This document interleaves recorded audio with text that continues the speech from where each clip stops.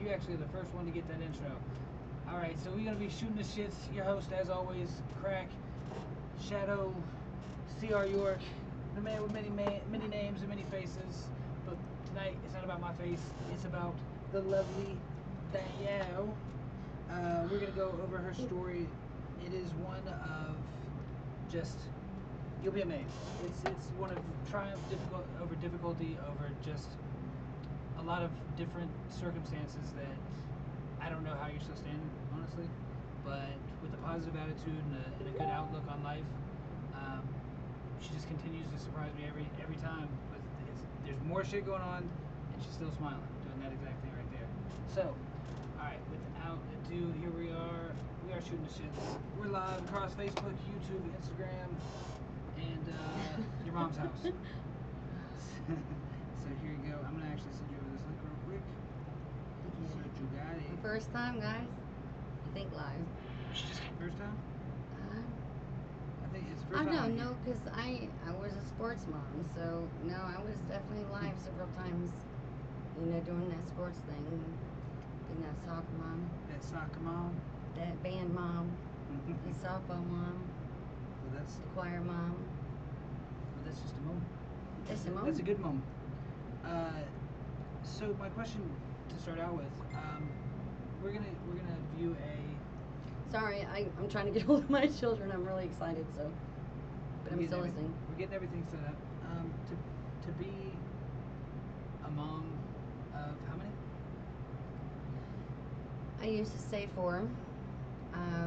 Now I say 3, and some of you may judge me as to why I say that now, and it breaks my heart to even say that now. But considering all the circumstances around it, I'm a mom of 3, not 4. So we're gonna get into that. That's gonna be. We gotta go through. We gotta run through. 4. We gotta run through a bunch of stuff to be able to get there. So what we're gonna do first is we're gonna go ahead and we're going to make sure you got everything on live, like so we can. Okay, so it's on my page now, and I can share it to my children. You can share it to your children, and let's see here. I'm gonna give you the. I'm so blind. Don't judge me. Don't judge me. The further away it is, the better I can see.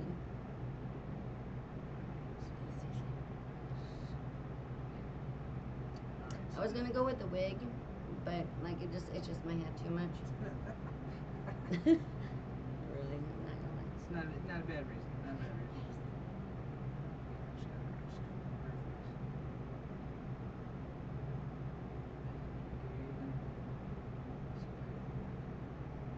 We're not boring. Don't say we're boring. Don't think we're boring. Oh, we're boring. It gets better. No. It's not going to get any better, guys. I'm just letting you know. So we got the links up for Facebook, Instagram, YouTube. Sent you all of those. It is only trying to let me share it in messages on Facebook. I don't even know. Just copy the link and then send it over to them. That's what I do. So, all right. So some things that I did actually write this one out. And while you're getting that set up, I'm gonna actually let them see where we're at today. We're gonna skip all the way to the end and show where we're at today. Go all the way back to the beginning. It's a whole thing. We're gonna do what we do. But there's a reason for everything. Now this right here is enough to finally get me on this podcast after asking for 2 years. Yeah, it's been since I've known you, because I have wanted to get her on this podcast so that you guys could hear what kind of craziness a life can go through with the circumstances. It's all about situational circumstances that it just all leads to 222, make wish. 222. All right. Yeah, I didn't know it was 222 then. I didn't either. It's late night. That's what we're doing. It's so late, it's early. All right, so here, y'all check this video real quick and tell me what you think about this.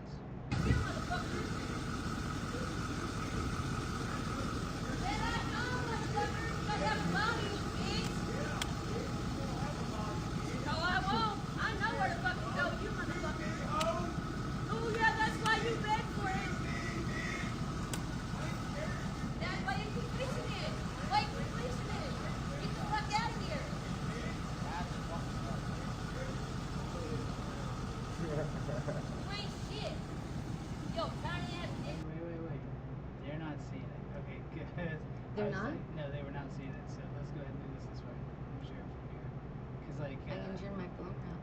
I don't know, we got it. Sharon is Karen, Sharon. Depends on what you're sharing. Alright, well, let's see. Bam. There he is. How did you know they couldn't see it?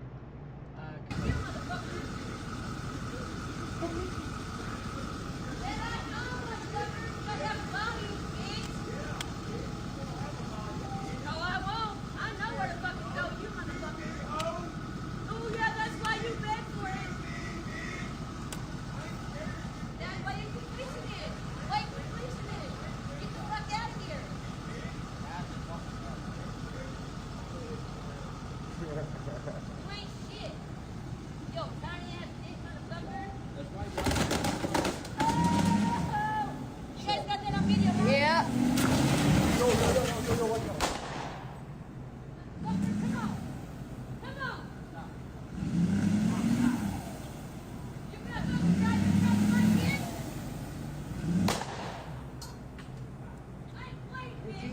They see the retarded faces I'm making because I can't hear. Now drive your truck, motherfucker! Alright, so that is where we're at. Was that the end of it? Yeah. I wasn't watching it. So, alright. So that right there is an example of what can happen when people are in your life that are, well, they've been actually kicked out of your life and still end up trying to come back, and the drama that surrounds a lot of females. Like, it's honestly happens to a lot of females that I know. Injustice isn't served, and it's served the wrong way towards the wrong people. Really.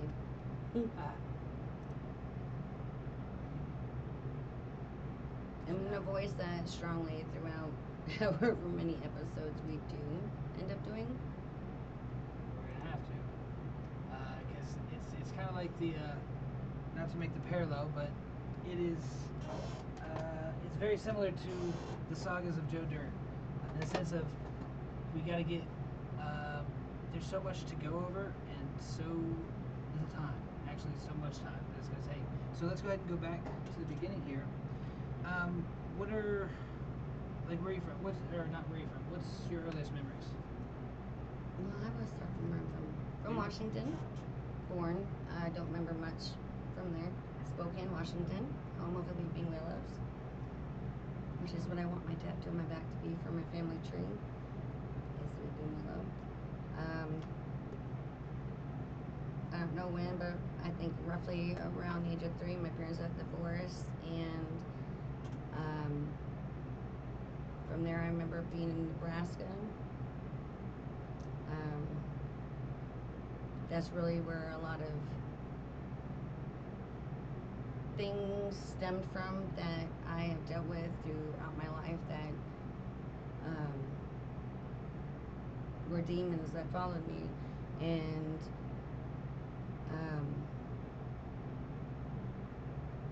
actually helped me to help other people. My children and their friends usually come to me for advice and solitude, because they know that I'll give them honest opinions and feelings, and I've been through a lot of things that most people just looking at me wouldn't realize that I have been through, over and over again on quite a few of them. I think that's a pretty common, like, there's a double-edged sword that people don't see with when it comes to being attractive in a female. There's the, people assume automatically that you get everything given to you, that everything's easier for you, and then on the other side of it, it's a lot of shit is harder for you because the expectations are typically Sex. Yeah, I mean, that's pretty much what it is. It comes down to everything is based around sex. It's, the people that want to hang out with you, every time a door is open for you, in the words of Chris Rock, it's like every time a guy opens a door for a lady, it's not just because he's like being a gentleman, it's because, well, he's like, would you like some dick? I'm selling dick. Would you like some wholesale? And it's just, I mean, it's a double-edged sword though, because you do get opportunities that you wouldn't get necessarily if you were a lesser attractive person, but at the the same time, But really, it that's still what comes makes with- people like me realize how much shittier the majority of people I've met in the more recent years are because of that reason. Is it more recent? Like, is that the thing? Like, you think it's more recent, or do you just think that you're becoming aware of it more? Because I think that it's probably always been generally the same. Like, I don't think that we've changed so much over the years. Even though we like to think that we're like at the. Oh yeah, I agree with you on that. You think so? Yeah, I will agree because that's just like bad things. Well, people are like, oh, the world wasn't as bad. No, we just have social media, so the word didn't get spread as quickly and easily as it does. So yeah, I can agree with that. Like my earliest memories were related to sex as early as second grade. Second grade. Like that's.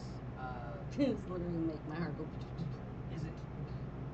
Were you prior to like? Do you remember much before that?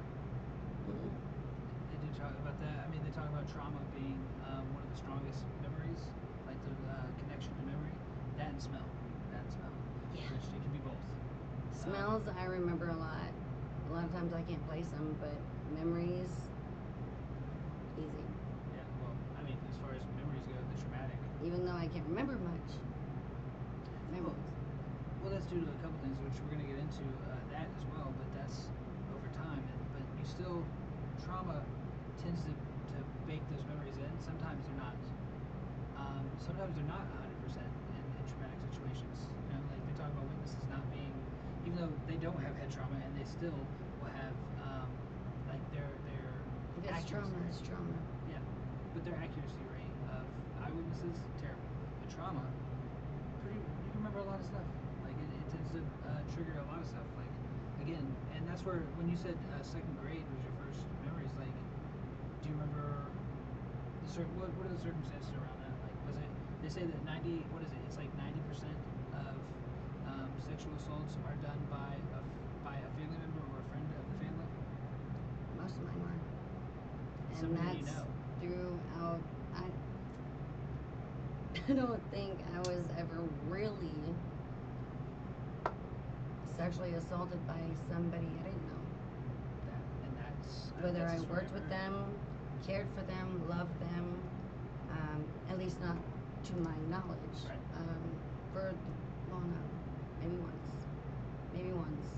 I just remember that in Colorado. But other than that, no, I'm going to say from second grade even up until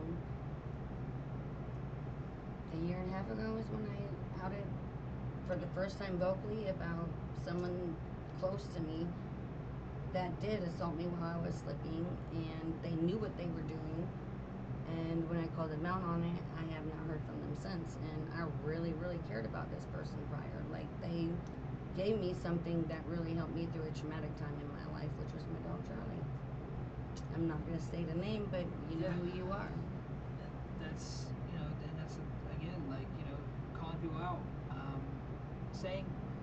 being able to talk about your stories, like being able to talk about the things that have happened to you. It helps other people. It does help other people. It gets them to see that they're not the only person that this happened to, because whatever circumstance you've gone through is most likely there's a lot of people that have gone through similar. I won't say that they're all, because we're not like it's not a competition to see whose trauma was worse or anything like that, but it's still, it feels very familiar to a lot of people. There's different traumas that I've not been able to put myself in. Like, one of my children's friends witnessed their parents pass away in front of them, which is close to my son's circumstance. We'll get into that later. But this kid in particular, watched his parent kill themselves. And that was one that I found really hard trying to relate to, because yes, I've seen some things, but I couldn't imagine being a child and watching something like that. And I tried to console them in the best way I can, but like ultimately I can't. I can't console somebody on something I've not been through.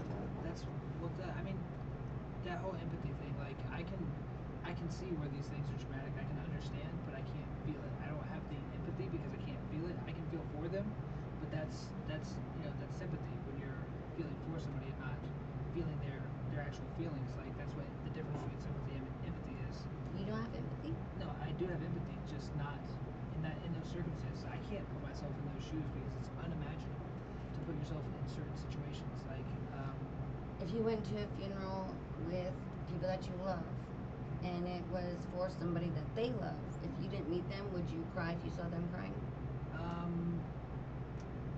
Probably not. I mean, honestly, like, I mean, see, people that I care about seeing them cry, that hurts me. But it's a matter of like, what can I do? What can I do? And I'd be in service more than I would be concerned with the emotionality of it. But that's possibly, again, different trauma makes people react in different ways. Yeah, because see, I bawled for 3 days. You're an empath. I bawled for 3 days, and I think I met the woman once, but because it was my son and his friend, which, I mean, I call all my children's friends my kids. You got the cool house? Are you the cool house? You're the cool mom?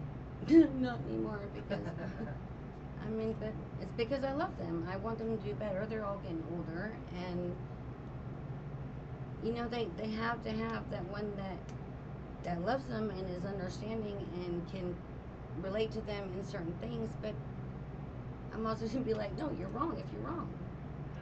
That's And just most people don't like that even as adults. So no, I mean, visits are a lot less, which I like in a sense, but I do miss it. But I mean, I remember being, like, my house was always the house that people came to because we didn't have all the luxuries, but we had, especially in high school, middle school to high school, like, we had a garage and we had the instruments that we could play loud as we wanted. Like, that got everybody to my house. Other than that, like, I was going to everybody else's house because their parents didn't, weren't the same. Like, they weren't gonna, like, we had to be outside. We were, forced to be outside. I saw this reel, and it was it was talking about that's a so it was a millennial, or I'm sorry, a Gen Z talking to a Gen X. I don't know what that means. A kid from today and a kid that grew up in the 80s babies. Oh, so yes. So what's that? The Gen X or millennial. Which one are we? Millennial. I'm gonna go with Gen X because I don't like being called a millennial, but Why? It's just a word.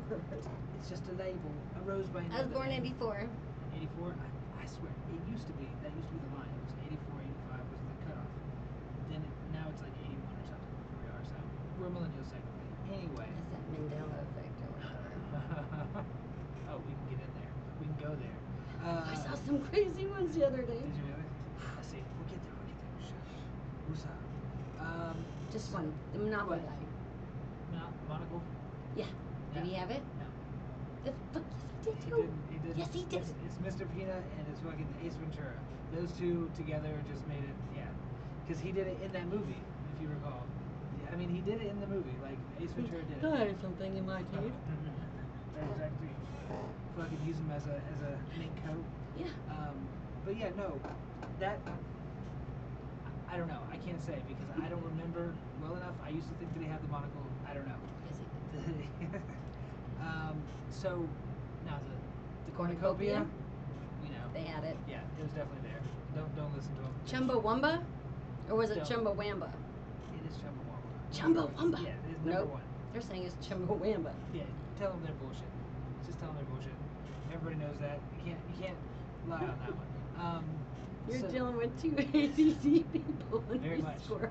That's shooting the shits has always had that format where it's like, hey, I don't remember what I was talking about. Let's go on to the next one. I've never even watched a podcast. No, not one. Like any podcast. I mean, like, yes, actually, I watched a bunch of Christian ones. Really? Why? Because I felt like it was needed and good for my soul. Well, so they were. And it did. It really, it gave me peace in times when I was like, So that is slightly different though. Like that situation is when you see those things that appeal to you in that way. That's a whole other story. Like that's when you get like for me when I watch something that's like just I don't know I'm lying because I actually don't watch Christian anything. But if I did, the stuff that I watch that's it doesn't speak to me that way. But the thing that does speak to me though is the Buddhist stuff, like listening to them and listening to their philosophies and Dude, stuff. all of it should. Why? Because there's no 100% proof in any of it, and there's a little bit of truth in all of it. Really. So you should really take your shoes off, walk outside, and just. I mean, how do you think, like, my life that I've lived, I still smile, even with the bullshit I'm going through, and when I'm mad, I'm like, I'm just gonna smile, because my eyes started twitching. I'm just gonna smile. I'm just gonna smile, because it's so much better than frowning, and plus people be like, what's wrong? Yeah, so that never works. You literally can't have them, I can't have somebody do that, like, what's wrong? Like Stewie's If I felt mom, like talking just about it. go. I don't want. If I felt like talking about it, you'd already know, but I'm trying to let that shit go. Yeah, no, it doesn't work like that. And what is talking about it gonna do? Because 90% of the time, people don't listen. They don't care, even if they ask. They really don't care. Facts. They're pretending for the most part. Even if you ask them 5 minutes later, what'd I say? Oh. So what's the point? See, However, I will listen to you. If I ask, it's because I truly care, and I try to love most people because I know that most people are made to be good. Ocho kids. I mean, it's just, huh? Ocho kids. Hi, oh, hi, babies. Both. Good catch. Yeah. I gotta go back and forth. I love you guys. So, all right. So My proudest things in life are my babies. that's always. That's as being a mom and raising them to an adulthood. I call it paying those ones off. I can't claim raise to all of them, unfortunately, but the one I did raise, the whole 16 and a half years, almost 17. Oh, he's stressful. I love you, Jacob. You're my baby, though, but considering everything me and that kid have been through together, like, I did damn good, like, I'm proud of myself, even if nobody else is, and it took a long time for me to even say that. That's a hard thing for some people to say. I don't know why it's so difficult to say, like, to be proud of yourself, like, to see your achievements, but I definitely relate to that. I have a big ego and a low self-esteem. Doesn't make sense, but I'll allow Yes, it. it does. Like, you know what I'm saying? You know what I'm saying? It does make sense. I think there's a lot of people like that. It's not something that people talk about. You don't talk about, like, if you have to project confidence and, like, that's how you are, but then you actually are probably one of the less confident people. You just go ahead and fake it till you make it type shit. Otherwise, because I think if you have that level of confidence that people want to see, I think you've got to be somewhat narcissistic. Yeah, I don't think you'd be like, yeah, no, I'm just that good. Like, yeah. I think if it gets to a point, it would be narcissistic. Because I think everybody should have a sense of being proud of themselves. Yes. I was insecure. I'm still not so much anymore, only because of everything I've been through. It finally made me made me realize, like, how strong I really am, and to the ones that I really meant something to, I know really care about me, and I impacted their lives, for better. I wasn't always there for the ones I love, but I know for the times I was there,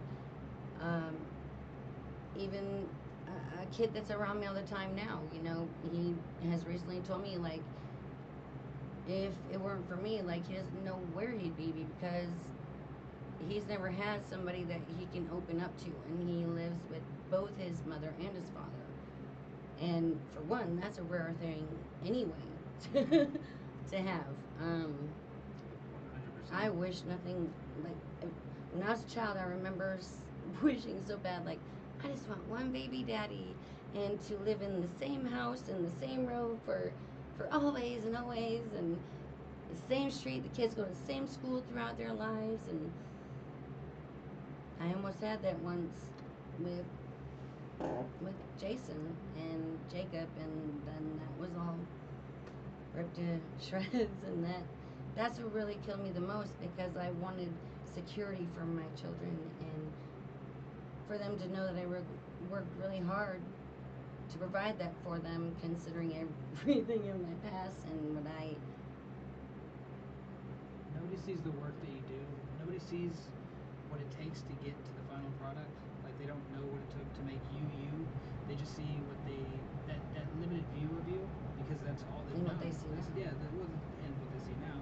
But that what you see now is a culmination of all the things that have happened to you to get this mindset, to get this everything. I mean, just everything. And believe me, where I'm at now, I'm not proud. But I didn't deserve where I'm at now. And that's kind of where I mean it doesn't really, it's not the best segue into the beginning, but it does say there is something in that beginning story that I think is crucial. It all Major these, setbacks. yeah, I mean, yeah, it's definitely some major setbacks, but how you deal with it. There's builders and there's breakers in the world, and like you can either build with the bricks, the shit bricks that you're given, or you can break under the pressure of them, and then you're just underneath a bunch of shitty bricks. So you know, I'd rather build with it. I mean, I've definitely taken the opportunities that I've been given. I've squandered a lot, but I've also went ahead and used it to build something for other people as well. Like, helping other people makes me feel better. Like, you know, if I don't buy stuff for me. I don't like clothes and shit like that. I don't buy anything for me. I buy stuff for other people. Now, studio equipment, it's a different story. Don't do it, kids. Speaking of, Miss Heather, I do have a pile of clothes on my bed for you that you said you were needing today, and you're supposed to come get. Just letting you know. Damn, we got PSAs in this bitch. What's that mean? Public service announcement. Why? We're telling Russians to get clothes. So all right. So what else we got? So essentially, like to bring it back to the beginning here, you said you remember moving around a little bit in the beginning, and then your first sexual trauma happened in second grade. Which had a huge impact on my life and how I allowed certain things, even up until recently. So what? Can you, if it's not too difficult, can you give me the rundown of what happened that time, or like an idea? So was it a family friend, neighbor? I don't know. Well, I know it was my friend's dad. I don't remember what her name was, but I remember living in a cul-de-sac where we like used to play Foursquare out there, and there was like a corner store actually, which made me quit stealing. I got busted at second grade, and like I learned my lesson. I had to bring that bubbly-ishness back to the store the next day, and that was like my break on stealing things. I'm like, that's a no-no, Yeah. because that was embarrassing shit. It works. Hey, parents, if you bring your kid back in with the thing that they stole, they're not gonna do it again. Like, and if they It do, worked it's for gonna take me. a while. Yeah. It really worked for me, because I'm like, Same. I will throw somebody under the bus. Like, if I catch you stealing from somebody, I'm like, Yeah, they stealing, did it. You know, I'm not a big fan of corporations, so I don't say that about that. But from individuals, yeah, you don't steal from people ever. Corporations, whatever. I don't know. Whatever you do, some people might say that's fine. I don't know. That's not for me to say. Exactly. Some people might say. So. But I got busted because I was chewing it at bedtime, and my parents would go say goodnight. What? My parents smelt it. I remember it like being under my pillow or something. I would think it was great bubbly-ishness or something like that. Yeah, bubblicious. Those It's a We'll pretty go. it's a goodie. It's a goodie though. So okay, so it sounds like you had a pretty good, you just had It was a an normal, average, like, yeah. military, like, riding your bikes out front. It was a cute little neighborhood. I even want to say it was the Fort Crook Falcons, and I still remember the theme song for it, which is insane. But yeah, I remember living in, was it duplexes? Townhouses. Townhouses, yeah, because the other ones were duplexes. Because ours were second story, and I want to say we lived like right in the middle of it. And when, like, you go around the roundabout or whatever, there was apartments here, and then that went up like this, and then ours that were right here, and then ones right here, and I remember these ones because that's where the lady was. And I remember waking up several times, different times, but this one sticks out the most, and I can remember it like it was a movie. I remember pretending to be asleep and remembering, like, no, this isn't okay. He's not supposed to be touching me. And I pretended to wake up, and I said I wanted to go home. This is made my heart like, ouch. And I remember my friend getting mad at me, and I remember the mother being in the doorway and the dad sitting in a chair next to the side that I was sleeping in. I want to say his name was Chuck, but I just don't remember. I wish I did. I would out him. That's the one name I would out right now, and I'm not here today to out names, but that one in particular I wish I would have, just because of how the mom was okay with what he was doing, and the child, which was my friend, was so upset with me leaving that she was so used to it, and we were only in second grade. Anyway, what? But then after that occurred and you asked to go home, what happened then? The mom started yelling at me. I remember the mom was like yelling at me and saying I'm a bad friend.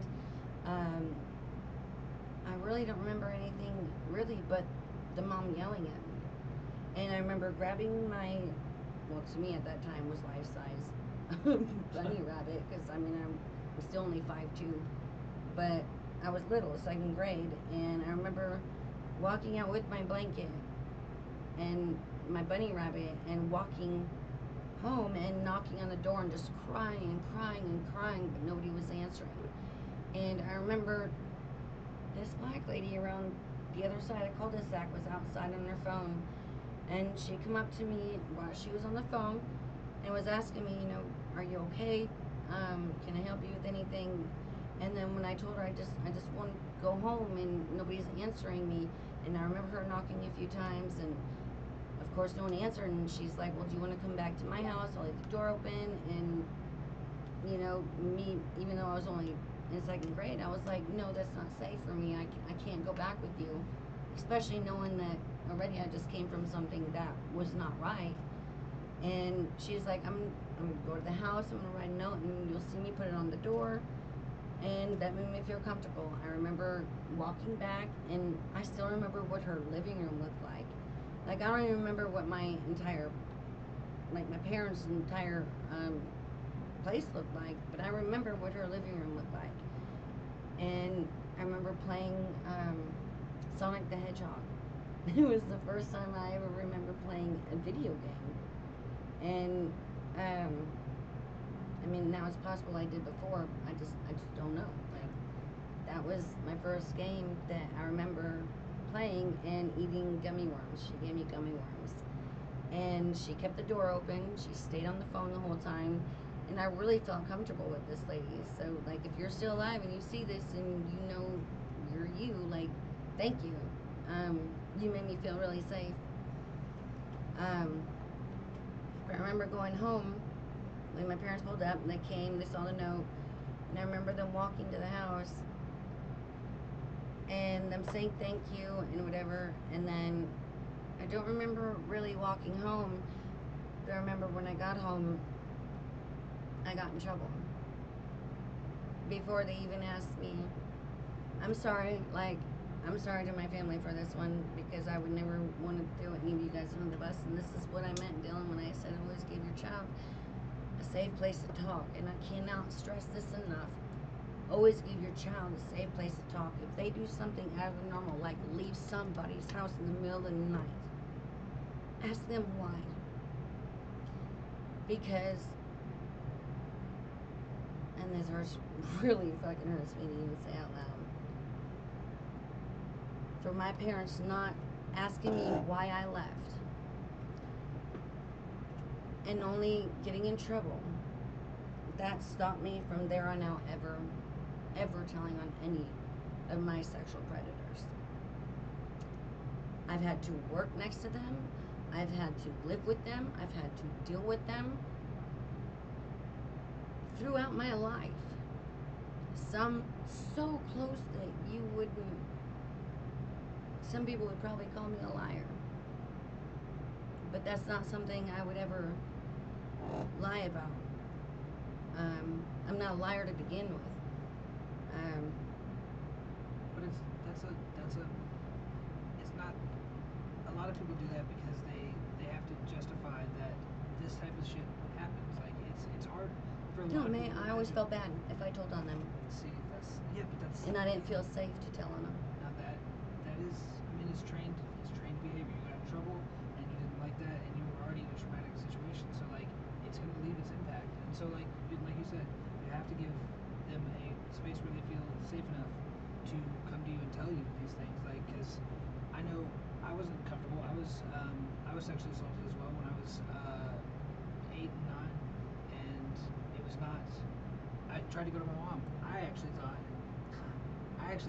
that it meant that I was gay, because like, you know, I mean, You're not allowed to guys say that. of course, like, because like you're not gonna fucking, you know, like if you touch your dick one time, you're gay for life. If you choose to or not, evidently.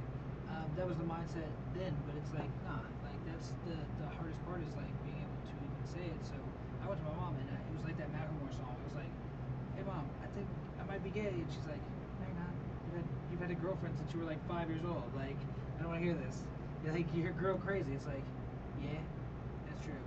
Do you think that made you more promiscuous, or like even more promiscuous at a younger age? Yeah, absolutely. After that, it was very, it hypersexualized me. It made me to like where that was it was a good thing to be sexual. Like I wanted it from early on. Like, but that's actually technically, I don't think that did it, because I was thinking about that shit before. Like, I was already thinking about that stuff, because like I remember being very young and going like playing doctor. Like, you know, it's freaking being like 6 and 7 with girlfriends at the time, and they'd be like, yeah. I thought that was like a normal thing. Yeah, I'm not sure. doctor, I don't know but about, yeah, but whatever, you know. I remember a very stern ass whooping from my uncle for me playing I'll show you mine if you show me yours with his girlfriend's son. We got caught. What? That's No, what I'm see, saying. like So that it's that one curiosity. I deserved, okay? Because that one I deserved. You got it. I will. Yes, And I there's remember appropriate missing and out on eating ding dongs. Of course. My dad was coming with treats as me and my uncle were going this way, and yeah, I didn't get those Yeah, ding dongs. no. You did though. You did. No, that's where it's, you know, that's the thing is like, so I felt I didn't tell my mom until much later. Like, I was like 22 before I finally told her, and the only reason I told her is because I had finally told somebody, which was my daughter's mom, Emily's mom, and so like that, you know, waiting that long to do so, how it affected my stuff is that, yeah, it made me more hypersexualized, like actually hypersexualized, and it made it to where I was a man. I gotta be a man. I gotta prove that I'm a man. So the way to prove that is that since I had stepdads, they didn't care as much as, you know, I have been as to about first. some do. I didn't. That was not my experience. Up to that point, that for sure. So like, I didn't have anybody raising me. It was really just me. I was a latchkey kid. You know, parents gotta work. So I'm just raising. Oh, so you're a rich kid? No, latchkey means. I thought latchkey meant rich. No. It means that your parents are at work until whenever, and you come home and you just, you know, you hold it down until they get back. No, you had to be a rich kid because how else did your parents afford that? Like A latch? latchkey. A latch? The thing that goes over the door. It's a latchkey. Like it's not. I thought a latchkey kid meant like they were like rich and they spent all the time at like camps and No. like their parents were never home because they're always working, so they just Yes. were spoiled little kids. I thought I was spoiled. I didn't know anything. If everybody around you is poor, then you don't really know what poor is because you're like, What's your definition of poor? not being able to. I mean, we didn't have food sometimes. We didn't have, I mean, it's just in general, it was below the poverty level for sure. But it's not like it wasn't We trying. used an outhouse, I think, for like 2 years growing up after my parents or my dad got out of We the did not have an military. outhouse. I can say we didn't have an outhouse. And we boiled snow for water. But you were Argued over the first bath. I'm not gonna lie. It was like that's a level of poverty that I didn't have to go through. We I'm didn't have actually to boil. thankful for it now, though. It does. It makes you a character. It either makes you a character or it builds your character. One of the two. Like I was embarrassed about it when we were younger, yeah, of course. but Like, when's the first time you got a pair of nice clothing and/or shoes? Like your first name brand shit. after my dad got out of the military, I remember being 15 and getting my first pair of Jinko jeans. I got them from Savers, and I was like so super excited. I was like, ICP baby, like I need some Jinkos. So you were a juggalo. You were a juggalo. I was down with the clown. Yeah. I can't say that I wasn't a scrub. Listening to that fucking ICP and like pretty much I was known as the ICP kid. Like because I had my shirts, so I had like 14, 15 ICP shirts. And my brother had I some, didn't he had have like any 20. ICP shirts. He had like 20 of them. So when he stopped wanting to wear them, and when that's the only thing we did was go get concert shirts. We did Concert. Like the only concerts I went to as a kid was Go earn your money, Lee girl. Greenwood and like. Go earn your money, girl. You gotta get out there. We work. Listen, I worked every detasseled day. corn at like 4 foot too. That was not easy I know work what to detasseling do, corn and I don't know what that means. Detasseling corn. I spoiled. I'm not country. That's the thing. I am country. I'm mountain country though. They ain't got the same type of shit. I got snap What's peas on mountain there. country? We lived in the holler. If you don't know Okay, what a so holler, you lived in a divot. yeah. The funny thing. in That fact, makes see you that birch country? person? Yeah. If you've ever been to North Carolina, the mountains are pretty country. In case y'all don't know, the accent. You know by the accent, which I can't do. My family sounds like, don't you know? Oh, they're the Northerners, yeah. They sound I'm a like they're from Yankee. Minnesota. No, Yeah. South Dakota. You got Scrapple over there. We Yeah. got corn bins, silos. So we don't have silos down Fields. here. Yeah, we got fields. So like, all right. Fields. So you were in high school growing up. So you go from that event and not wanting to talk to anybody. That was in 2nd grade. Right. So and that also explains being a juggler as well. Just getting along with the less than popular people, especially being an attractive female. You're set to go into the prep crew. Like it's like, hey, yes, attractive female. Prep? Yeah, preps and No, that's- no, I you're was set the up to be. opposite. You're set up to be. That I think that. Do you think that sexual assault made your personality like? Yeah, maybe like not so much dress sluttier, because really, if you think about it, we all really dressed the same. My shit just looked poor. My shit just wasn't as clean. It wasn't washed. It wasn't new. I didn't have like the makeup on, and I don't know what kind of. I don't know if Gucci and Prada was out then, but like, I never even heard of that shit It would back be like then. But Hilfiger and all that. At the time, it was like Polo, Hilfiger, and like Abercrombie and shit. But like, I remember dial-up, kind of, and I remember using an outhouse, See, and I remember my dad going into the house like trying to unfreeze lines just so he could try to get water, and he'd be coming in with like a frozen mustache. okay, so that part, okay, I always wondered that about yours, is that part of the story is like, okay, so he's retired military? Mhm. So he's He got a was. military pension. He had military pension, right? Like retirement. I really don't know. My parents business, and that's what gets me with kids nowadays. My parents' business was my parents' business. It wasn't ours. Like we knew better than to ask them any questions. And even still now, I really don't know. Like I know my dad was like 100% disabled, and my dad kind of walks how I do when I first stand up, like hunchback. Um, I knew he hurt himself in the military, and things got rough. You know, when we left Nebraska and went to South Dakota, but like Sounds like he was homesteading. Like it sounds like you guys were homesteading. Like I like don't know. going and getting a place out in South Dakota, like the Well, middle this of is where nowhere. my dad grew up. Was in Oh. Canton. Like this Okay, was like so a this is- small population, 1,000 people maybe. Okay, so it's a small town and it's where he's from.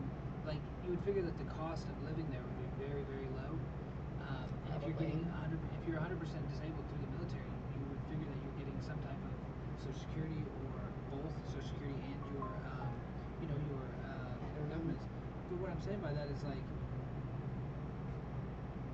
I don't think that I don't know the financial situation. Obviously, I don't know.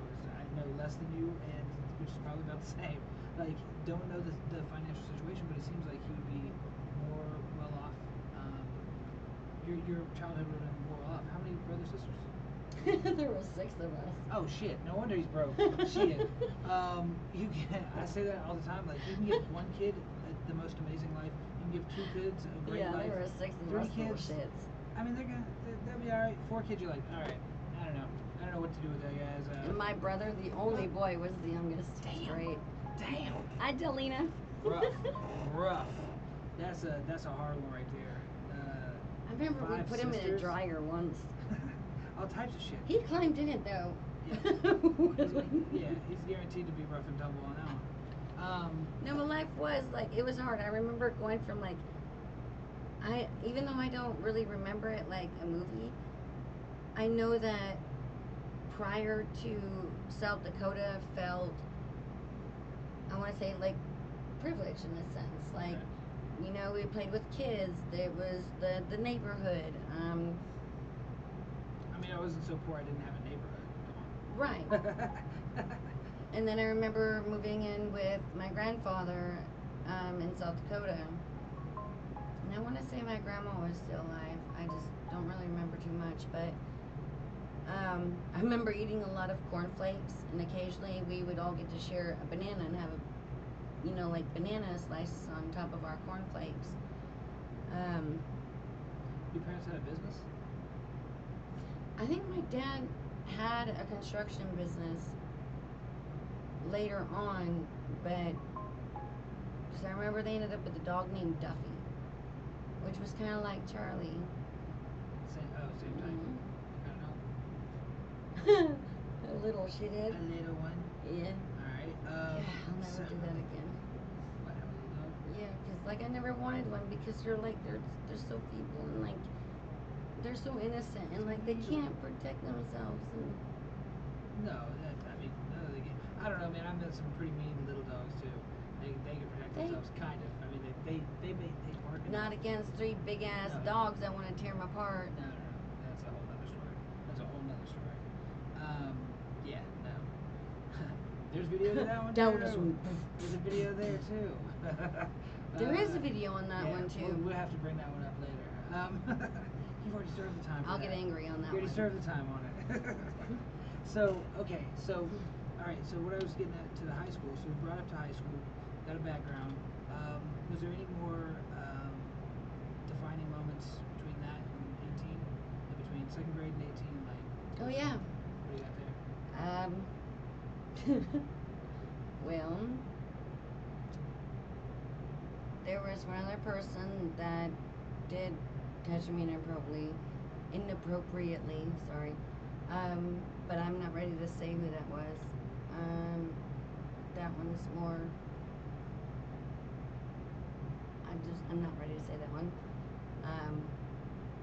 Even though it was less aggressive than that one in 2nd grade, but No, I ran away when I was 17. It was probably like 14 days after I turned 17, and I told one person, and I love you. You kept the secret to this day. I love you more than you know. Beyond thankful for you. Sometimes I wish you hadn't, but you were one of a kind of a friend that you knew how to be quiet, and I've appreciated that.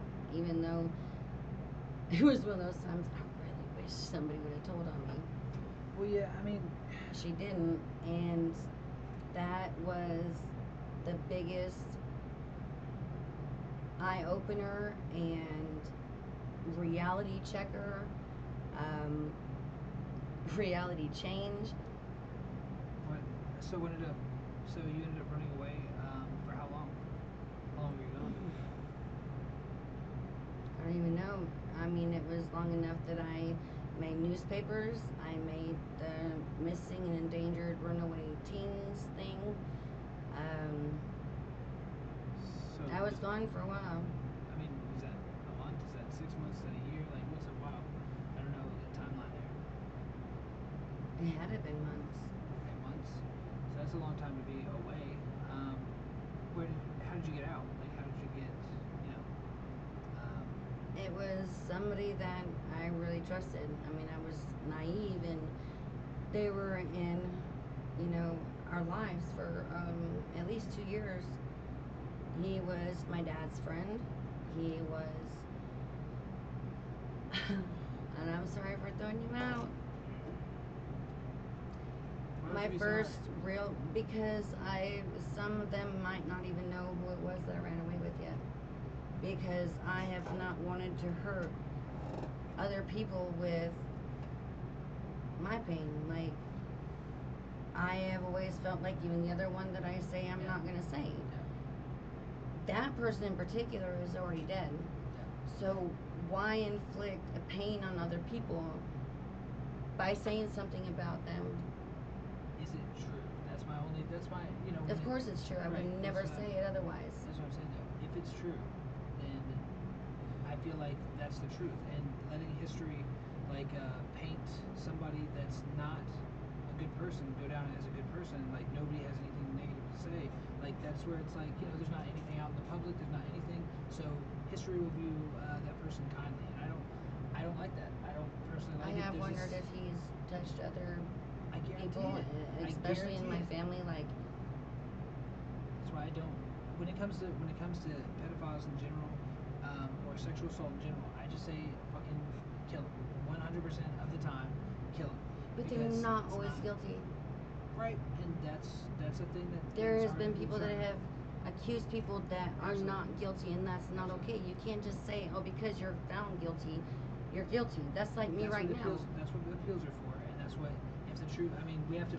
And how to often do believe. people get appeals? I mean, no matter what, you get an And they appeal. say guilty until proven or innocent until proven guilty, but really it's guilty until proven innocent, That's like a fact. me right now. I get it, and that's true. But at the same time, I can't. But you're They're labeled going to, that they're now. going to, but they're going to ruin more lives by letting them. Right now, we have a problem in this country where there's pedophiles that get 6 months for assault on a less than 12. Like, Oh, I just read one the other day. Oh, and he got less than what I'm facing. That's what I'm saying. And mine was for protecting children, and Right. yours were for Yes. raping elderly people that can't defend themselves. And it's just because some guy walked in and caught you, and then you have pictures of babies in your phone and children in your phone, and you got a year and a half. Are you fucking kidding me? That's what I'm saying, and that's where, and Oh. that is a kink that they've developed that they're not going to get rid of. So you can't. To me, that just there- says society is okay with raping children. The system is. The system The is. system. The system. The judges are the ones putting that time out, and they're going, it's not so bad. There's got to be a. But why? Because either they're doing it too, or they're getting threatened by who does. Right. Or So that's- stop being a pussy and just stand up for what's right. Yes. And Whoever I'm sure, you are. I'm sure that there are judges that probably are hard on it. Hopefully somewhere. But what I read, it just pisses me off all the time. Like I'll read about judge. There was one where he's talking to the guy, and it was this is a multiple repeat offender, and he's back in court again, and he goes, look, I'm gonna give you, he said he's gonna give him 30 days in jail, then he's gonna give him 2 years probation, but during that probation, he's gonna make sure that he gets the psychological help that he needs so that he can be a productive member of society again. And he's giving him this pep talk while the victim is sitting here in the courtroom, and it's like, what the fuck is going on? This is not a system of what's right and what's just. Protect and serve. Yeah, no, that is not the system. That has never been the system. It's who's got the most money. You can get away with a lot of things if you got the money. I mean, we've seen that time and time again, and people just accept it because they go, what can we do? Or who's the bigger snitch. Oh, no, that'll always help you Or out. who is the snitch. Yeah, that'll always help you out. Go ahead. Snitch on somebody for your misdemeanor and give them a load of felonies.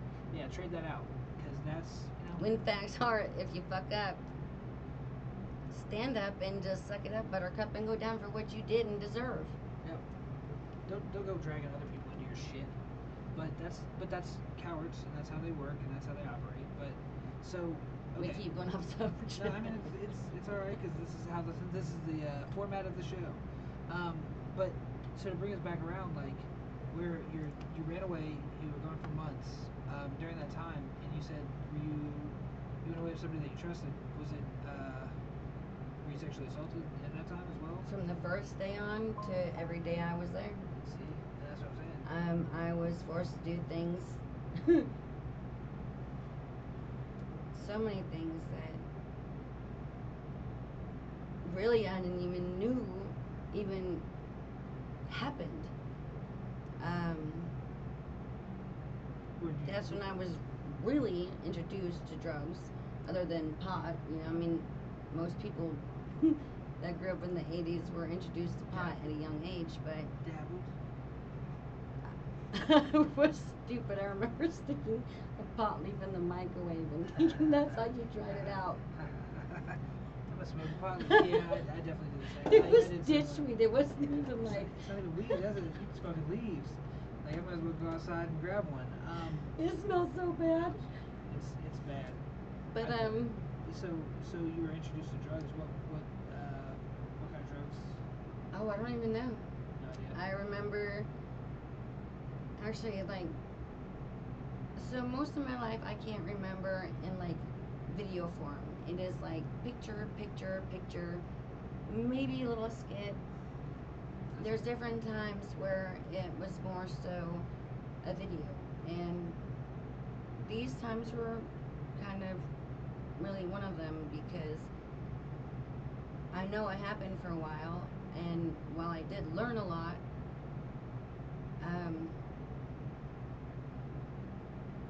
the traumatic effect it had on me, and then again for the rest of my life, was unreal. I remember this man telling me, I remember him calling and asking for my dad, and I was like, no, they're at the bar, and he just started talking to me and asked me, would you ever like to get out of there? I will give you a safe place to come. They'll never find you. You can come out here and drive vehicles and shoot guns.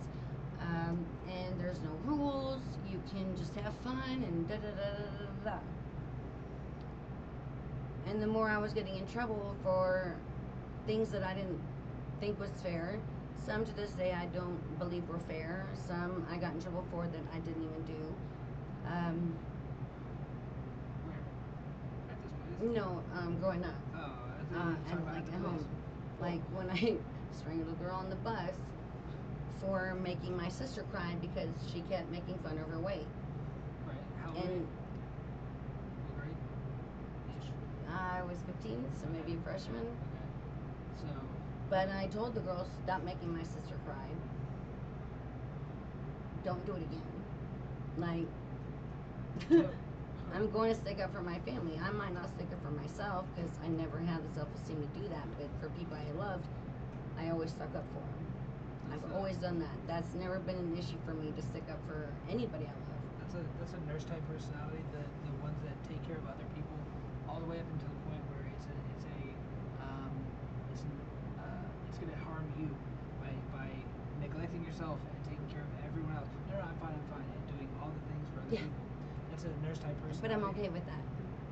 Because as long as there are people who are taking care of, I'm like okay with that. Yes, but that's the problem. You have to. So the same way I said about it's about money as well. It works the same way. Where if there's a pool of people and they're all drowning, and you are on the side of the pool, you can either jump in there with them and you can try and help as many as you can.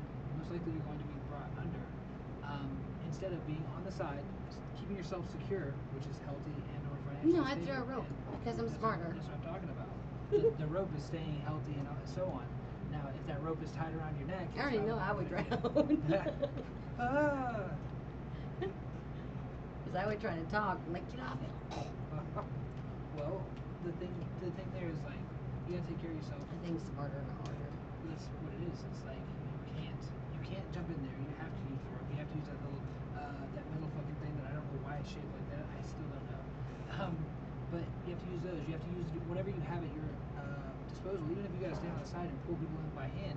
But then later I'd feel bad because like, as long as it took to get that rope, I could have saved like more people, and that would fuck with me. Well, that's survivor's guilt. Survivor's guilt is a real thing that when you deal with anybody that dies, we end up having that type of this guilt that I could have done something. I could have done more, no matter what. When my brother died, I felt the same way. Like he he was the light of everybody's life, but he was couch surfing. Like he would just go place to place with he roamed all over the place, and like he could have been on my couch, and he could have I could have given him my food and let him sit on my couch for fucking 1-3 Did you years. express that? No, because I told him no, that's not gonna work unless you get a job and you're at my house. Like I'm not about to support you like that. But then when he died, it was like, dude, you can stay on my couch forever. Like I wouldn't care. Like I'd do that any day, and I could have done that. Why didn't I do that? But I realized that it's not on the individual to. This made my heart hurt for you. Well, that's Like it pinged like really deep in there. because you're an Ouch. empath. Because you're an empath, and that's where it's like you can't. Just because that's true, I could have done those things, but I didn't know the outcome. You won't know the outcome until it's too late, and then you would change everything to take it back. So like. It's like when I ran away, I felt like it was gonna make things better for my little brother and sister because like things were hard and I really wanted my parents to quit drinking, and it made me mad when I made sports teams and they couldn't afford to let me go out for them, but yet all my other siblings had been in sports. And that really bothered me because I fucking hated track. Okay? I hated track, but that was the free sport. I hated it. But it did get me out of the house, and so I was in it. And like, Yeah, that's one of the things cheaper did ones. look good on me. That's one of the cheaper ones, though. I will say that. You're right.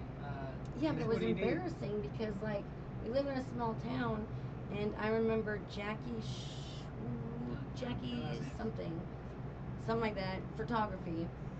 Her parents owned it, and like I remember them coming up to me and offering to pay for my photo package because my parents couldn't.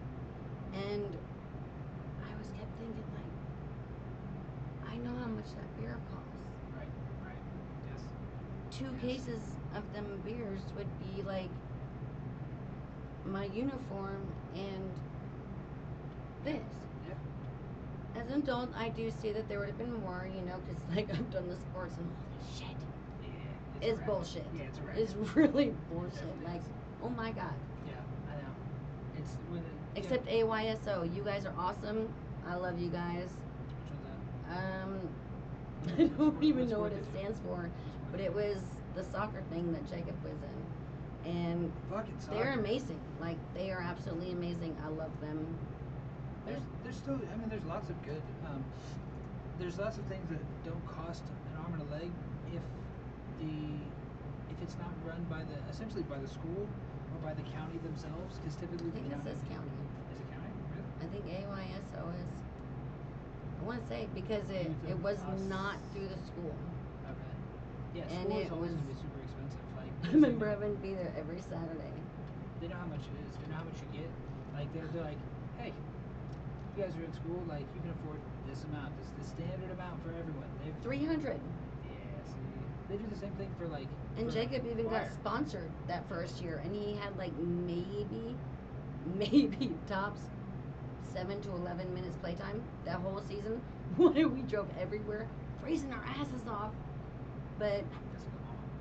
That's what that is. That's a good mama. and he had a good daddy too. And that's where I mean it takes. I mean, I hope that they realize like later in life how much we sacrifice for them. Like, because they don't realize it then. They just feel like it's just expected. Like this is what parents do. That's not what all parents do. You know, some are less able to support. Some are just not willing to support at all. Were your parents supportive of the things that you did do?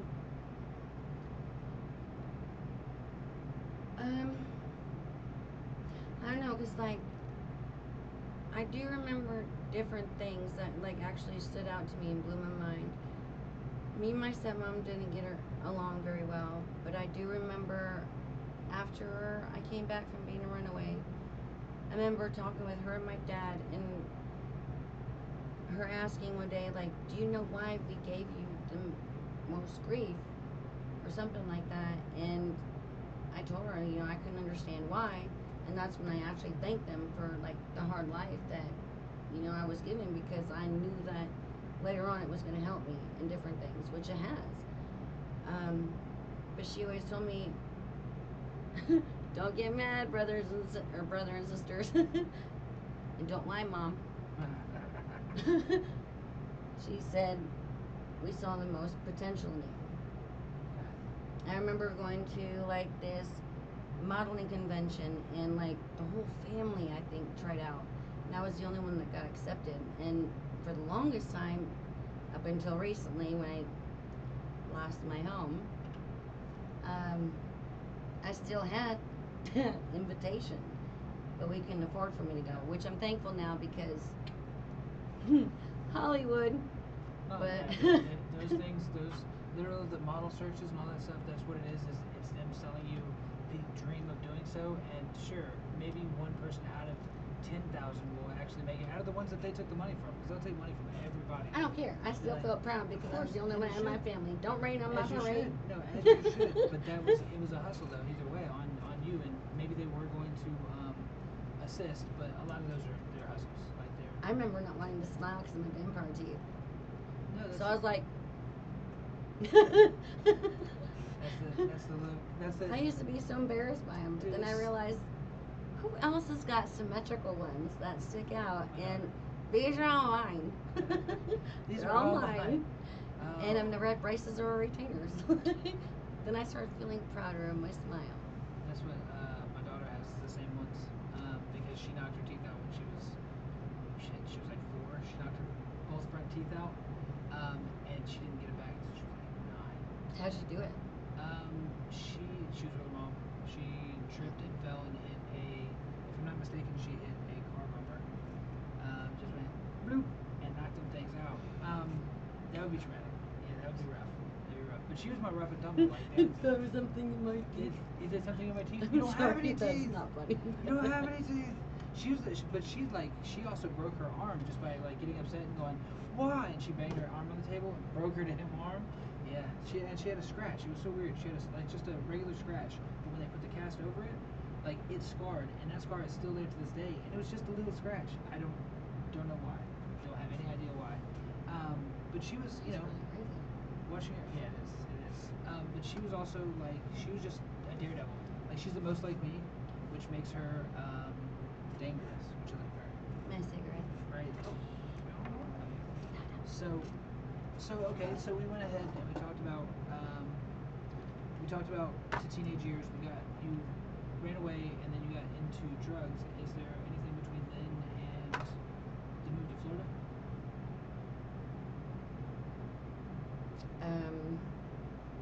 That you wish to not discuss and or discuss.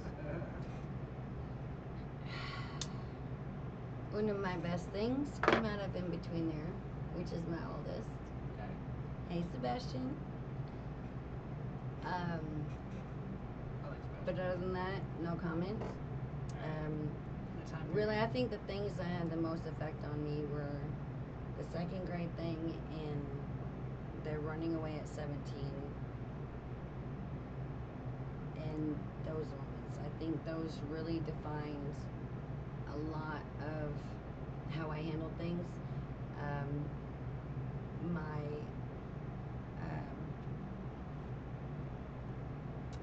what's the word? Not using so much my body for what I needed, but knowing or feeling like that's what everybody viewed me as. Like I was only worth what I could give them. I was only worth anything if I had sex with them. I didn't trust anybody for a long time, but then I really trusted everybody with 100% as soon as I met them. And really, 95% of people have betrayed me in some kind of way. Really, except the people back home in South Dakota. Like, shout out to you, Yankees. Like, I mean, yes, for a reason. But like most of y'all was really solid. Now some of you crossed me, some of y'all. That's the Midwest, isn't it? Though, like that's the are they Yanks if they're Midwest? South Dakota's over there. Like, What you mean over there? It's over there. Like I mean, if we're on a map, it's over there. You should pull up the map. I should pull up the map. Let's see.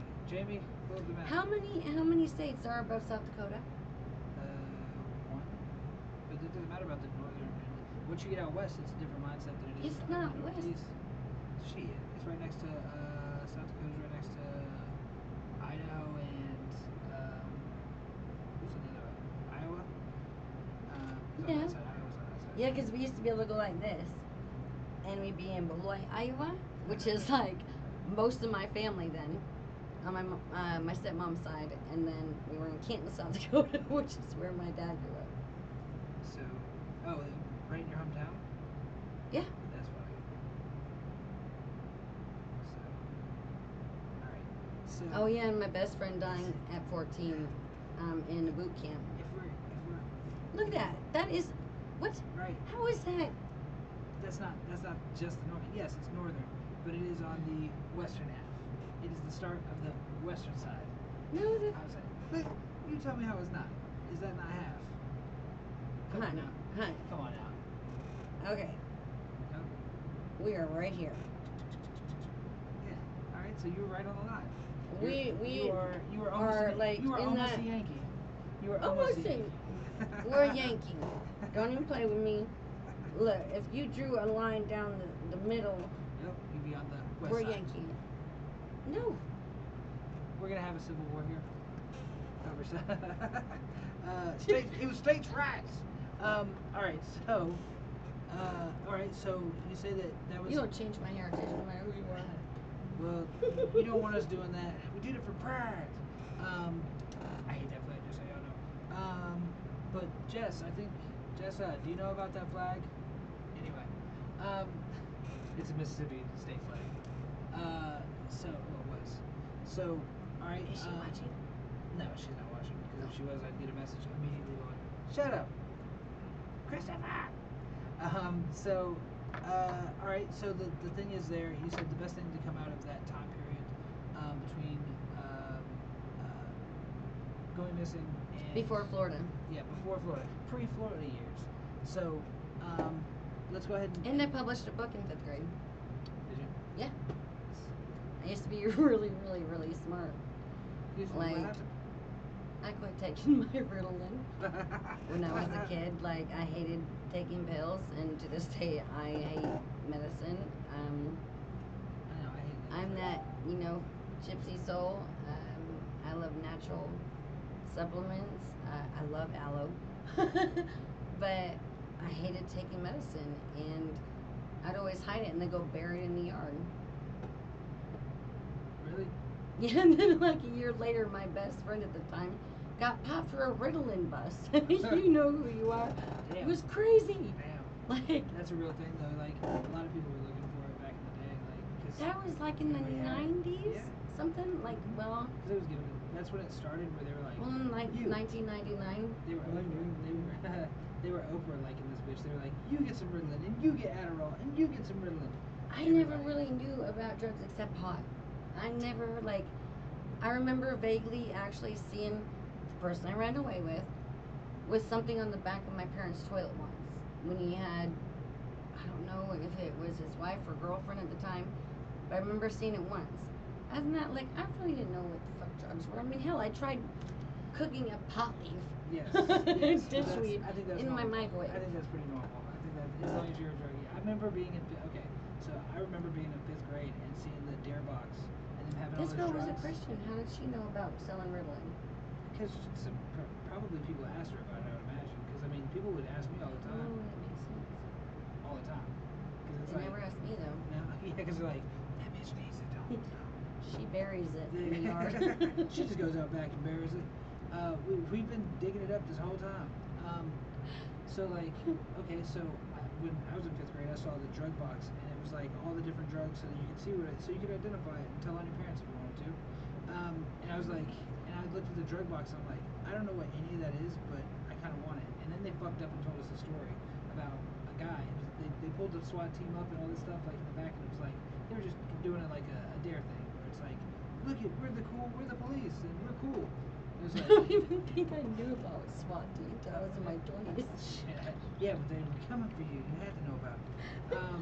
But they were, so they essentially what it was like they were telling stories, and this guy, the SWAT officer, he goes, so yeah, there was this one time we got to a call. It was domestic violence. It was a guy with a knife, and you know, he was going to charge the police. He was going to charge us, and so we shot him, and we shot him like 5 times, and he kept coming, and we shot him 6, 7, 8, 9 times. We shot this guy, and he didn't. He was dead. His body didn't know it. And what that said to me as a 5th grader is I was like, okay, so, and they said, I'm gonna be like Wolverine. they said he smoked PCP beforehand, and I was like, oh, okay, so maybe if I smoked PCP and like didn't get shot 9 times, maybe like I could take like 7. It makes you bulletproof, obviously. This guy kept going, so that was the thought there. Now I didn't do PCP. I didn't know as a kid. I don't know if you know this, Joe Rogan. But you know, as a kid, that's not the story to tell somebody. Like that is not the story to tell. They just pretty much just told me how to be invincible almost. Who told you about this? That was the SWAT, the DARE teacher. Like they're trying to tell you against. I remember drugs. the DARE program. Oh yeah, dare to keep kids off drugs. Dude, the commercials are great. But so, all right, so you went to Florida after your event and your time you're running with drugs. You went sober, did you not? Like when you came to Florida? Yeah, when I came to Florida, I was, no, I smoked weed. Right, that's Cali sober. I was introduced to ecstasy for the first time, which I really didn't like. I think I did it maybe 3-4 times. It was too much for me. I didn't like not having control of anything that I was doing. I loved it. I couldn't function. I didn't like the fact that if something imminent happened, I couldn't just jump up and handle it. And That definitely happened. that was a no-go for me. That if I couldn't do that, I wasn't gonna do it. See, I can do a lot of things and still be. You won't know anything's even going on. I had to, for example, I had ran away from home myself, and my mom knew exactly where I was. Like she knew exactly where I was. I was over at my buddy's house, and she sent the cops after us, or after me. And his house wasn't exactly cop friendly, because we had pretty much been trapping out of that beast for a minute. And so like I had just taken 2 4-leaf clovers, so 2 ecstasy tablets, 2 rolls. And so I'd taken 2, and maybe 10 to 20 minutes later, we were knocking the door, and he goes to answer it, and he's like, oh shit. So he got his mom. Mom goes there, and they said, all right, we need Chris to come out here. We're gonna bring him home. And it's like, Oh, because your mom had called on you? I'm not here. I'm not here. And so they go ahead and they they went back and forth for a second. She's like, we can't have attention here. Get the fuck out. It's like, I'm about to start rolling my ass off. Like you're about to hit me at peak. So I had to go with Get him. out and enjoy it alone. Oh man, I had to go with the cop, and so I got in the car, and as the fucking streetlights are going by my head, I'm like, oh shit, this is not gonna be fun. And it took, I have no idea how long it took. It's not that far from, like, they're not that far from each other. It felt like forever. We got to to my mom's house, and the cop wanted to talk to her and me about, like, all right, well, you can't just go running away. He wanted to give me a, come to Jesus meeting. It's like, it's not the fucking time. It is not the time right now. But and honestly, because I had been missing, and it's been over 7 years, so I can say it. He goes, and that jacket, it matches. We had a robbery at the store right here, like down the street from your house. That matches that jacket. If it had 2 stripes, it's only got 1 stripe. It was me, motherfuckers. Haha, you almost got me. It's 7 years. I'm okay. 9 years shit. 7 years. I'm okay. It wasn't a gunpoint. It was like kids do. We plunged it. We I put stole shit in the bubble gum. toilet. We put shit in the toilet. I put shit in the toilet and then fucking had it overflow. And then like it was like, hey man, your toilet's fucked up. So we could run in. Like as soon as he walked back there to do that, we ran in and jumped. My buddy jumped behind the counter, started grabbing shit. I grabbed like shit off of the counter and I saw the blind kid's changer. I'm like, and I grabbed that shit. Yeah, and we left. That's a whole nother story. There's more to that. That was a different kind of naughty. Oh, dude, it was bad. We was bad. We did a lot of shit. I stole cars. I broke into houses. Like I was doing crazy stuff. But that was because I was. How old were you? 16. I was 16 and 17 when I was doing all that because that was due to addiction. Like it went from ecstasy and us having like, we had anything that we wanted because it started with a fake pound of weed. Like, and when I say fake, it was just the worst weed. Like somebody found it in their dad's garage, and it was like, it was terrible. Like we rolled to try it. They gave us an ounce. It was brown Reggie. Oh, dude, it was beyond that, dude. It was like hay. We sat there and we rolled up the fattest blunts you've ever seen. It was like the original spice, or what do they call it now? Tunchi or that actually has something in it. You could probably get something from it. We got nothing but a headache. We hotboxed the bathroom, and like me and 2 other of my friends, we fucking got all the way down to it, and it's got like that much stuff, and all of us like, dude, I have a headache. That's about it. Like nothing. And it was like. I mean, yeah, if you smoke too much anyway, you get It was nothing. Like you could not possibly get high on this stuff. It might as well have been hemp. So we took that and then we just sold it to the jits. We sold it to the little kids. Like, cause we were like, hey, if they want weed, they can get it. Here you go. Then when we traded that, we took that money and put it into real weed, and then we just kept doubling up, and we wouldn't sell the kids anymore. We were like, hey, we got real weed. Fuck you, little kid. So like we did that, and then it turned from that to ecstasy and pain pills and Xanax, and then it became the pill mill years. When it was the pill mill years, it's the Florida. It was the pill mill. Like you could get a prescription here easier than anywhere else in the fucking country, and we had it set up to where we could drive to Kentucky, get a van full of people, bring them down here. They'd get their scripts. We'd get half of their script and bring them right back. Like done. Because the oxys and the roxys and all that shit, the oxy IVs and the 120s, it was just money on top of money. And I'm allergic to opioids, so I couldn't take any of them. So I'm just making money crazily, and just for driving. And I like driving. Shit, let's jam. So is ecstasy not a type of opioid? No, it's MDMA is the base chemical there. It's what Molly is supposed to be. It's supposed to be pure. Ecstasy was always mixed with stuff. Like it was always mixed with amphetamines or with coke or even heroin sometimes. Like it was just mixed with shit. And when it was mixed with heroin, it made me ungodly sick. Like ungodly sick. And it was I couldn't just, function. Oh, dude, we would function. I would take could shit not and go function. out. I'd stand up and be like, yeah, that's the feeling. Oh shit, have you ever felt anything softer? No. Like we was doing or mushrooms. I'm like, See, I like far out. We went to Disney on shrooms, and my buddy could not handle it. I will say the unnecessary pressures were there. It was pretty warm in the day. We had to stand in line for an hour and a half to get his ticket because he didn't have one. And so we're sitting there waiting, and it's kicking in. His girlfriend, he cannot let her know that she's against drugs. He cannot let her know that he's tripping. So he's in his sunglasses, and he's just like, and I can see like this doesn't body movements like that. He's just looking around. But then we also had to stand there with her mom. Don't her be in a mom was relationship if you gotta lie about something. Facts. Period. Facts. Like, But this is fucking. it's not the relationship for you. We're like 21, 22 years old. It's these Don't are be a immature liar. relationships. Makes you a liar, They're which makes you immature. a POS. A POS, so like I agree with you. You should definitely be open with whatever it is that you know whatever you do, you should be open with your partner with. Like, but so we got there, we did all that. It was difficult for the first time I ever saw. I was trying to put gas in my car, like, and I was driving. My girlfriend at the time. You're Was saying driving. this was your first time doing this? This is the first time going to Disney. First time at a gas pump where you know it has the little thing that you gotta click up. And it's got like a nub instead of. Are you talking about on the pump itself? Yeah. Okay. So that's the first time I'd seen one of those, and I didn't see it at all. I'm sitting here going, "How do you start the gas? I don't. There's no thing. Can somebody help me?" It took me like 15 minutes, and the guy I came in the store. I'm like, "I can't figure out how to pump the gas, man." And so he comes out there, and he's like, "Oh, I ain't never seen that before. Okay, we're cool. I'm just gonna say I feel kind of retarded now."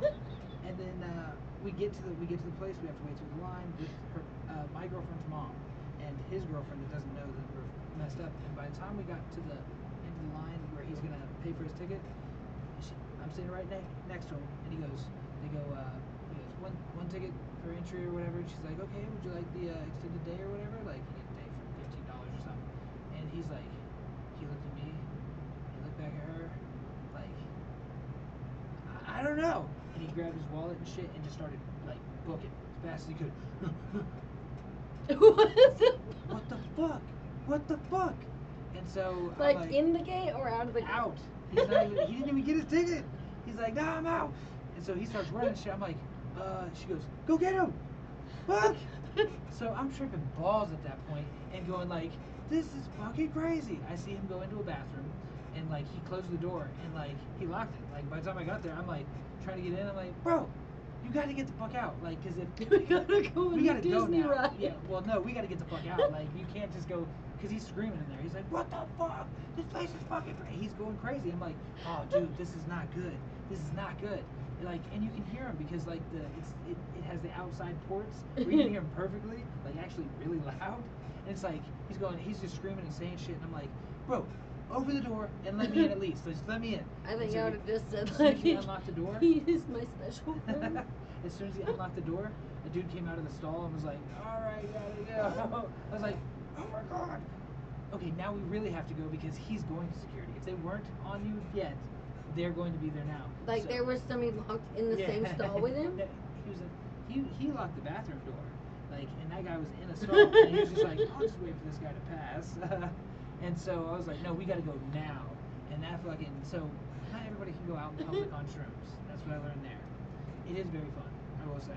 I highly suggest it going to. I probably would have peed myself laughing. Oh, dude. it I've was been not- like, Hell no. he's just special needs. If I was my girlfriend, probably. The field Me? trip. Field trip. Hey, I do love my special handicap Hell friends. yeah. Don't even get me wrong, Hell and I yeah. have some in my family. I got some, dude. I got one that she normally watches. Actually, she's really good. Renee, what's up? Just don't she's- tell me. Well, maybe you have more in common than you thought. That's even the person across the street from me that's selling a house. Yeah. The realtor or It's whatever common, it right? is. Huh? It's common. Renee? I don't know. I don't know. It's like red car syndrome. If you have it, then you know, like type thing. Like, but No, red car syndrome is a thing. Like, it's more expensive, I heard, for red cars insurance. That's. Because it makes them a target. Yeah, I don't know if that's true. Because I've actually had a red car, and it wasn't any more than if it was any other color. Like, because I actually had that same car. Was it in your name? No, that one wasn't. That one definitely wasn't. That's probably because it was in a good safe drivers. That's probably true. Actually, I know that's true. That's exactly why I can have it. But so, all right. So we went from the history there. So we got. So we can Is either what- do what? It's an hour and 30. So we can do one Do of you two even things. still have people watching? Yeah. It doesn't tell you the accurate number, but there are people watching on Facebook I know I haven't looked at the camera much, but I'm and camera and shy. YouTube. And YouTube.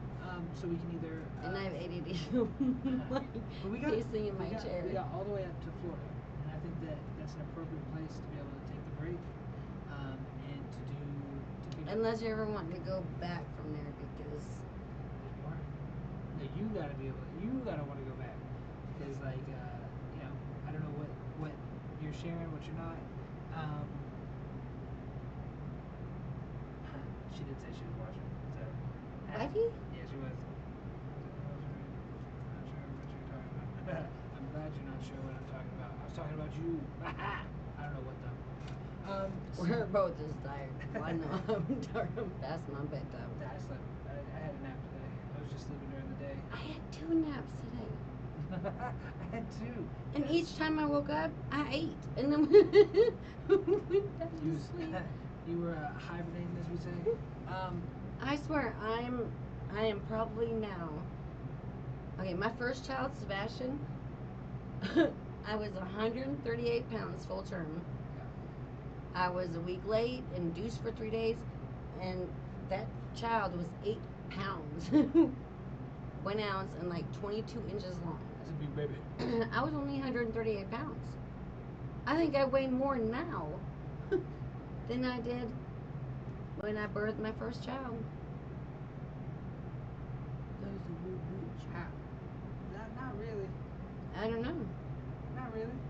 Cause like me, okay, so Because I'm thick. so I mean it's so Heartache causes muscle. I said heartache causes muscle. I don't know. Hey, that means I went an hour and a half without a cigarette. You did. I was noticing that because I smoked 4 in that meantime. So what we're gonna do, I think we should break it, and then we should maybe pick up another episode, so we can do this maybe mañana. That's if y'all want us to. Mañana. As long as we're talking after I go to bed. Yeah. Because I need my beauty It's sleep. about- I don't want wrinkles. Well, yes, after you go to bed, not tomorrow day. Tomorrow. And I keep yawning, and it's like making. More tired. It's making. All right. So Making my eye. what we want to do here, we're gonna go ahead and I'm gonna end it on a note of. I want to know your opinions of the first video that was posted on this feed. I think that was like the ultimate thing at the end or whatever. I'm not sure why we posted that first, but So that maybe well, we're gonna to get there. We're gonna get to that part. That's why we put it first, because that we're starting at the end, going to the beginning, making it super complex like it's a Quentin Tarantino movie. and it's what I'm on bond for right now. Which we gotta get that story, because that's so we gotta do it tomorrow. We have to. There's no way around it. We're gonna end it out on a song real quick. I'm gonna do one from the Ice Club. Yeah, but I didn't sing that. We should put mine and yours on there I could actually do that. that we made the other I think night. I could do that. I think I could do it. Hold on. Let's see. The rock version. The rock version, I like that one too. Did I send it to you? Yes. Okay, so I'll do it to you. It was the second one you sent me. No way to tell on this one. I In can't. text message. Yeah, but there's no way to tell. These. And you can't do it. Um, Thank you to all who watched. I really don't know what else to say because I've never been on one of these before. well, I hope you keep watching. There's gonna be so much that'll really blow your mind when we really get into detail. I'm gonna be opening up about a lot of things, a lot of corruptness, unfairness, and I'm just gonna throw it out there. The corruption of Okaloosa County, and from judges to lawyers to the police to even people I once called my family and would have done anything for. there is so much. Just like I'm on trial now for. I would have done Murder the same was for the case them. that they gave. Damn near. Like apparently I fired a missile. You kind of. I mean, we're gonna get into it. I mean, none of this. When you guys all finally know the truth about what really happened in that video and the entire thing, I am going to throw this out. I'm sorry, lawyer, but I'm going to throw this part out. Friday, there was a no trespass put on this man.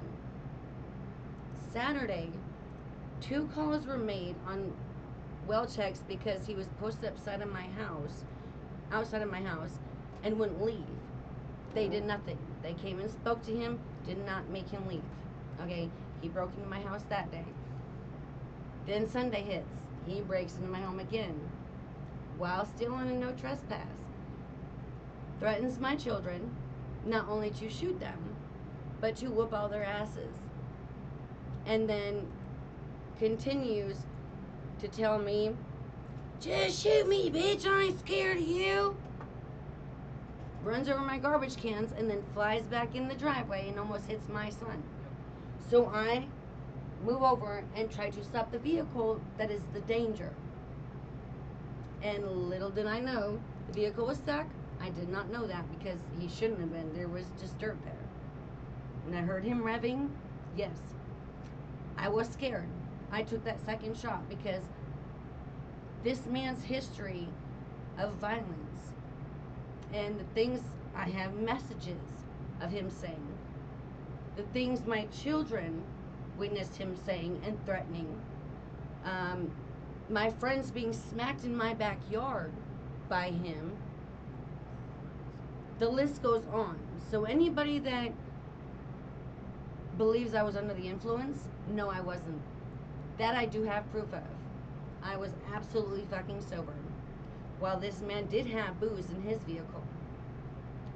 The cops gave him his phone, which came out of his vehicle. How did they not see the alcohol? Why did he not get arrested when he was on no trespass? Why, when it was clear in the videos that he tried to run my son over, and you hear me saying leave, yes, I said derogatory shit. But I come from a history of being abused and hurt by not only men but women, people close to me in my life. But this was a man that has a serious reputation of being violent towards women, breaking restraining orders. And why did I not have a restraining order? It was Friday, Saturday, and Sunday. I couldn't do a restraining order until Monday, but I was already in jail by Sunday. And then I was on a 23-hour lockdown for 3 or 4 days. Just getting into it. Like, you don't even know. You just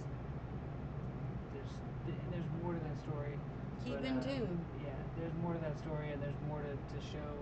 What would you have done if it was your son and you? Probably worse. That's what I What would the police have done if it was them or theirs? Oh no, they would have followed the law to the T. They wouldn't have called one of their friends over and just taken care of it. That's crazy because I know somebody that I've met within the last year that his brother was blasted from the Crestview PD. Oh yeah. Oh, there's lots of When things that to should have say been about handled that. completely different. There's lots of stuff to say about that, which is going to be our next show because like we got there's lots of instances, So lots of much. proof. So we'll get into that. What we're going to do now, though, at your request, we're going to go ahead and play a track that me and her had put together, and then we're also going to, see you on the next one. Shout out everybody that's watched, commented, liked, shared. We're gonna be Don't give me splitting too it much shit. It's my first one. up. Give her all the shit in the world. This is Yeah. shooting the shits. Welcome to I the shit accept criticism. Don't be too harsh though. I love y'all.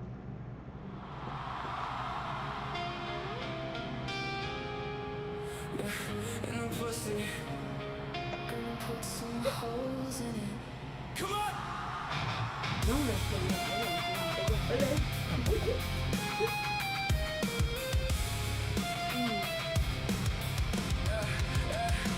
If we put some holes in it, then I'm getting in. Ain't no thing, but I'm just another citizen. Yeah, you know I'm gonna get a number, and then I'll be like, hey, can you fit us in? Me and my people ain't no thing, but yo, I'm getting evil when I'm in it. Ain't no thing, but you love my dick from the beginning to the end, and then you know I please these women. Ain't no abandoned hearts and bitches to the hospital. But that's another story, another time. And he's just gonna spin another rhyme. And while I'm still sitting on the hill for me to make my fucking move on this. Yeah, this beat, gotta make the move on the beat. Same on the street, everybody's gotta eat.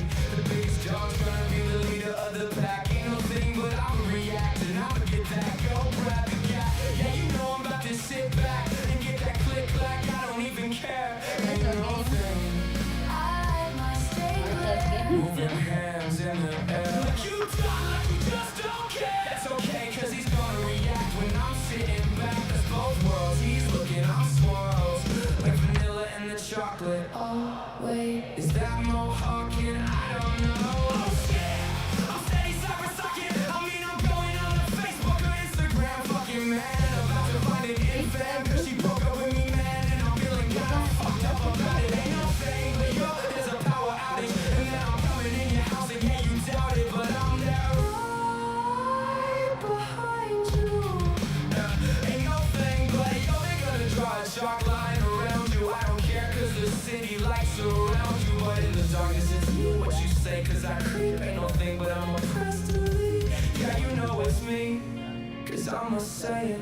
Creepy crawly ain't nothing, cause I'm a oh, I don't know, like a Mickey Molly. Oh shit, I slipped you some Molly. Yeah, that's okay, cause we're not feeling sorry. Oh shit, oh shit, oh shit, oh shit, now girl. You try to get laid or what? Like you try to fuck. Like I don't know. Tell me is your girl into? Cause I like 1, 2, 3. Come on, touch on me, there you go. She'll see, she'll like it just like me. And that's the way it is. Yeah, that bitch, she has a husband and some kids. But fuck it, I'ma lick it, ain't no thing I'm getting in. Any minute I'ma show up, I'ma blow up in the pussy. Ain't no thing she giving to me. Make it gushy, like a gushers. Ain't no other. Male and I'm that female brother, with exactly how motherfucker, it let's was just do it. without like changing when the person you said That's it. should be just like almost. I surprise myself sometimes. Oh, daddy, or whatever. I surprise her too. Just like Yes, he does. almost male. Come on, daddy. Oh shit, that's a fatty. Yeah. Oh my, it's meant to be. But that's okay, I just gotta keep thinking. So fucked up shit. She keep even winning. I don't know, but that's been since the beginning. Why? Because well, that's the way. We've been playing this game for a hot fucking minute. Yeah, and that's the way it is with women. I don't know, man, but I'm afraid to even mention. We've been checkmated for about 25 minutes. Fuck it, getting in it again. Yeah, just me and my friend, chilling and drinking and thinking about this life. And all the things we gotta do today. Hey, it's raining, fuck it, man, let's do the women. Yeah, let's not forget this was a love song. Fuck. That's right.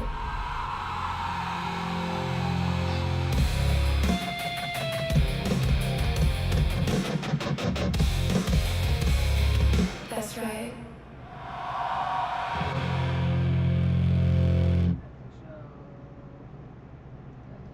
Wait, is that first one? High five. High five. High five. High five. High five. In stream. I let we in stream on 1. Whew. In the stream on we do 2. I hope I wasn't drawing too much. What? Drawing. I don't think so. I looked down when I noticed it. Holy shit! 33 text messages.